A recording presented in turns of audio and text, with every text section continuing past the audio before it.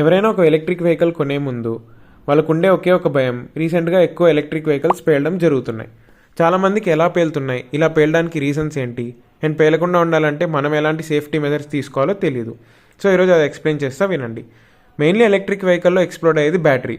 ఎందుకంటే చాలా రీజన్స్ ఉన్నాయి.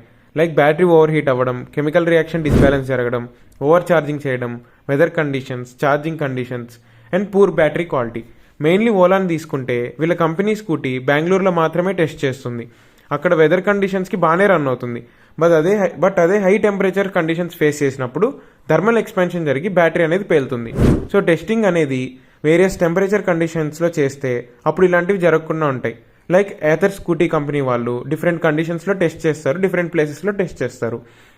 అండ్ ఇలాంటివి పేలకుండా ఉండాలి అంటే బ్యాటరీస్, సో మనం ఎలాంటి సేఫ్టీ మెజర్స్ తీసుకోవాలో నెక్స్ట్ రీల్ అండ్ షార్ట్లో చూద్దాము.